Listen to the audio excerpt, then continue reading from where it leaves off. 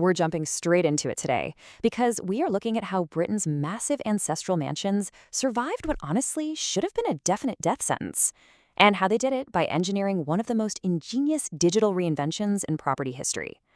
For centuries, these magnificent stone structures were the absolute, undisputed centers of power, wealth, and high society. But then, the world drastically changed. We're going to explore exactly what happens when a thousand-year-old system suddenly collides with modern economic reality. And as you'll see, we'll uncover how the British elite turned what should have been the absolute end of their legacy into a massive digital goldmine. Let's dive right in. Welcome to Capital in Context, where we tell the stories behind the world's most important economic and financial moments. Each video explores a moment in time, a market collapse, a policy decision, or a financial innovation, to explain exactly what happened, why it happened, and how it still shapes your world today. Okay, so to really understand this transformation, we kind of have to start at the absolute bottom. The year is 1949. Picture this incredible scene. The auction gavel falls. It's lot 437. We are looking at a stunning original Gainsborough portrait, oil on canvas, roughly 150 years old. The Duke's family has owned it since the literal day the artist painted it. But on this specific afternoon, it is sold off to a Texas oil baron for less than the cost of its gilded wooden frame. I mean, think about how shocking that is. The literal contents of one of England's greatest historic houses are being frantically auctioned off for pennies, just scattered to the wind like autumn leaves. And this wasn't just an isolated event of one family down on their luck. No, this was signaling the apparent absolute death of an entire societal system that had stood firm for a millennium. Families who had commanded thousands of acres were suddenly desperate for quick cash. Outside the auction tent, the estate walls themselves were quite literally crumbling, completely unmaintained and rapidly returning to the earth. And inside? Well, the reality was just as stark. Rooms that once hosted literal kings and queens now echoed with the hollow footsteps of auctioneers who were just busy walking through the halls marking priceless antique furniture with crude little lot numbers. In just 24 short hours, a majestic house that took centuries to curate would be stripped completely bare, left as nothing but an empty, drafty shell. It's a profound tragedy of heritage, really, and it was playing out across the entirety of Britain as grand castles were gutted, totally abandoned, or, in many heartbreaking cases, even demolished with dynamite. But here is what's truly fascinating, and what really sparked my curiosity about this whole thing. These mighty aristocratic families weren't toppled by a violent, bloody revolution or a sudden uprising. Actually, scratch that, they were taken down by something much quieter but far more deadly, a brutal mathematical reality. Simple math turned their ancestral castles from towering symbols of ultimate power into crumbling, highly toxic financial liabilities. We can trace this mathematical collapse perfectly over just a few decades. For centuries, the economic math was unbelievably simple, right? You owned massive tracts of land, your tenant farmers paid you reliable rent, and that steady stream of money maintained the giant mansion.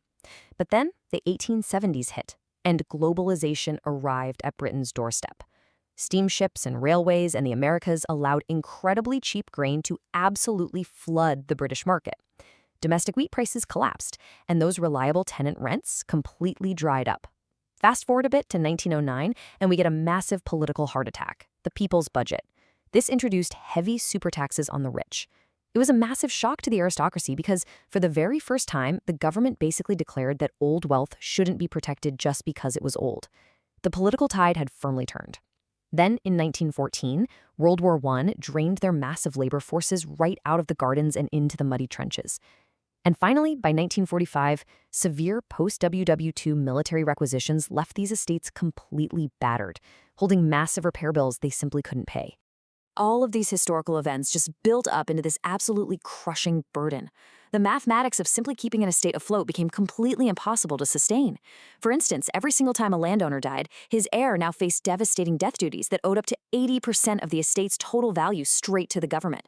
And you couldn't just hand over an old master painting to the taxman to pay an 80% bill. You had to desperately sell it at auction. Once it was gone, that piece of family history was gone forever. But it wasn't just the taxes draining the accounts. The sheer physical upkeep was mind-boggling. A great house required up to 300 indoor servants just to maintain baseline daily functions like cooking, cleaning, and doing the laundry. And the heating? Oh wow. Heating these massive, incredibly drafty stone properties required several tons of raw coal every single week. That coal had to be hand-delivered and physically shoveled into giant basement boilers around the clock by an army of exhausted staff just to keep the pipes from freezing. To really put that staggering overhead into perspective, let's look at just one famous estate, Blenheim Palace. It boasted 187 rooms and required a minimum of 80 indoor staff to operate at even a basic level. If we translate their annual wage bill into today's modern currency, it would be over £600,000 a year. Could you imagine carrying a $600,000 annual payroll purely out of pocket just to keep your own house clean and warm? It's absurd. And remember, the servants who went off to fight in World War I and actually survived the trenches quickly realized they could earn twice as much money working in newly built factories. Plus, factory work offered far more personal freedom than practically living as a servant in the big house. They simply never went back. So almost overnight, the cheap and loyal workforce completely evaporated, the estate taxes skyrocketed to astronomical levels, and the traditional agricultural income had completely vanished. Which brings us to the ultimate breaking point in 1945. During the Second World War, the British military had requisitioned hundreds of these great houses for the war effort. Places like Bletchley Park became world-famous secret code-breaking centers, saving countless lives, while dozens of other stately homes were quickly converted into makeshift military hospitals or barracks. But when these sprawling properties were finally returned to their original owners after the war ended, they were in a state of absolute, heartbreaking ruin. Pristine hardwood floors were buckled from heavy military boots. Complex Victorian plumbing systems had completely failed under the strain, and centuries-old, perfectly manicured gardens had literally been paved over with concrete and turned into heavy tank vehicle parks. The historical damage was staggering, and the restoration bills were truly astronomical. Because of this, between 1945 and 1955, Britain was losing one historic country house to the wrecking ball every 5 days. Great ducal palaces were literally razed to the ground because, astonishingly, they were worth far more as scrap metal and salvaged building stone than as actual family homes. Which leads us to a truly profound question. Imagine for a second you are the heir to one of these massive properties. You are staring down the barrel of an 80% death duty from the government, the house you just inherited has a collapsed roof, the gardens are ruined by tanks, and you have absolutely zero income flowing in. The pressure is unimaginable. How in the world do you save a doomed castle? The incredibly easy and honestly popular answer at the time was simply to walk away. Let the wrecking ball swing, sell the lead off the roof, and disappear into a normal life. But instead of letting their rich heritage disappear completely into the dust, a small, highly innovative group of aristocratic landowners asked themselves this very question. They realized that if they couldn't possibly afford to live in these giant houses privately anymore, they had to completely change the fundamental nature of the house itself. They executed a brilliant, desperate pivot by turning their highly guarded private sanctuaries into public products. This was the dramatic birth of the stately home industry. It all kicked off in 1949 when the Marquess of Bath at Longleat House absolutely scandalized his aristocratic peers. He did the unthinkable. He opened his private front doors to the paying public. The old guard of the aristocracy was horrified. The idea of commoners paying a half-crown to walk on their carpets was seen as terribly vulgar. But the Marquess didn't care, and he certainly didn't stop there. By 1966, he realized he needed to add a serious penchant for British theatrics to keep the crowds coming, so he quite literally imported wild lions into the sleepy English countryside, creating Britain's very first drive-through safari park right on his front lawn. It was sheer madness, but it worked beautifully. Others quickly swallowed their pride and followed suit. They added tea rooms, extensive gift shops, and massive adventure playgrounds, using professional PR to rebrand these gigantic financial liabilities into beloved heritage assets. This shift completely changed the economic bedrock of these massive estates. For 1,000 years, the invisible, unbreakable glue holding the entire estate together was old money, specifically the highly reliable tenant farmer's rent. That was the sole engine of their wealth. But when that engine permanently died, they replaced it with new money. They smartly realized that while the old agricultural wealth was gone for good, a rapidly rising post-war middle class with disposable income was incredibly eager to pay for a brief glimpse of the aristocratic dream.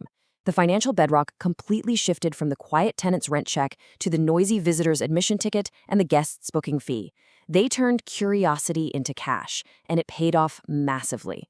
By the 1990s, these previously doomed, crumbling houses had transformed into massively successful commercial businesses, collectively hosting an unbelievable 50 million eager visitors every single year. Fast forward to today, and the modern data shows exactly why this bold pivot wasn't just a temporary, desperate fix, but a truly visionary move that was decades ahead of its time. Cultural tourism now accounts for a staggering 40% of all tourism worldwide. Think about how massive that is. Nearly half of all global travel is driven by people wanting to experience history. Modern travelers are incredibly hungry for a deep sense of heritage, architecture, and nostalgia. They don't just want a beach, they want a story. This massive slice of global demand is precisely what these British estates tapped into so early on. They had centuries of fascinating culture, dramatic history, and breathtaking art baked right into their literal foundations. They essentially held a monopoly on authentic history, and they leveraged it perfectly to capture this immense growing wave of cultural tourism. But the evolution didn't stop with Earl Grey tea rooms and physical safari parks. The final fascinating stage of this 100-year battle for survival arrived in 2022, moving firmly away from the sprawling lawns and right onto the digital platform, with the launch of Airbnb's historical homes category. I find this absolutely incredible to think about. When you really strip it down, this digital launch shares the exact same business DNA as that wild 1966 safari park. It's all about leveraging a historical asset for modern consumption. But instead of importing lions to draw in local tourists and cars, the Airbnb platform allows these ancient estates to seamlessly connect their grand 12th century architecture directly with the smartphones of global travelers anywhere in the world. It's the ultimate marriage of medieval stone and modern silicon, creating a totally frictionless way for the modern world to access these historic spaces. And the market response, absolutely phenomenal. Driven by an exploding post-pandemic demand for highly authentic heritage travel, bookings for these historical properties in the UK surged by over 80% between 2019 and 2021. This wasn't just a fluke either. Coming out of global lockdowns, travel habits fundamentally shifted. People were desperate for unique, memorable experiences rather than crowded mega resorts. Modern travelers aren't just looking for a simple, generic hotel bed to sleep in anymore. They crave an authentic, cultural, and historical immersion. They actively want to sleep in a drafty 12th century castle, a meticulously converted 19th century mews, or a grand Victorian hunting lodge. The massive demand is right there, ready and waiting to be captured by anyone who has the foresight to digitally list these historic, one-of-a-kind assets. Because of this clever digital pivot, the underlying mathematics of the estate has finally, after a century of struggle, flipped definitively back in the owner's favor. Today, the typical host of historical home earns nearly £10,000 a year. To put that in perspective, that is equivalent to 3 full months of additional take-home pay for the median household. And for the really large, famous estates, the numbers are exponentially higher. They are hiring out their grand ballrooms as luxury wedding venues for tens of thousands of pounds a weekend and offering up their centuries-old wood panel libraries as lucrative backdrops for major Hollywood film sets. The incredible irony here is that the very massive ballrooms and endless corridors that completely bankrupted these families with heating and repair costs in 1945 are now the exact same assets generating the wealth saving them today. Properties that were once terrifying financial black holes have been transformed into incredibly powerful, self-sustaining income-generating units. So, how do we properly categorize this genius survival mechanism? In economics, there's a highly specific term for this exact phenomenon: maturity transformation. In plain terms, it means taking massive, highly illiquid long-term assets, like a gigantic, unsellable 200-room stone palace, and adapting them to perfectly satisfy the highly flexible, fast-paced, short-term demands of the modern market, like a weekend vacation rental. The aristocratic families who successfully kept their ancestral castles didn't do it by stubbornly clinging to the past or keeping their homes locked up as private, highly exclusive sanctuaries. No, they survived by completely swallowing their pride and transforming themselves into welcoming heritage brands. They fully embraced maturity transformation. They adapted their quiet ancestral halls to meet the loud, short-term vacation demands of the modern digital traveler. They realized a very hard truth. Ownership isn't just about inheriting a fancy title and a piece of paper. It's about having the business savvy to actually afford the overhead. History consistently shows us that when vast empires or deeply entrenched economic systems inevitably fall, the ones who survive aren't necessarily the strongest, but the ones who are most willing to pivot. The British country house went from being a completely redundant, crumbling relic of a forgotten age to becoming a highly significant, incredibly profitable player in the modern digital economy. As we look back and see how the devastating, swinging wrecking ball of the 1950s was masterfully replaced by the digital book button of the 2020s, it leaves us with one incredibly provocative question to think about. What other seemingly dead or dying industries today aren't actually dead at all, but are merely just one clever pivot away from surviving and becoming tomorrow's massive digital goldmine? Take a moment to really think about that the next time you look at a struggling legacy industry. Thanks for watching. If you found this video interesting, hit subscribe to Capital in Context. Remember, it's not chaos, it's design. You were just never meant to see it.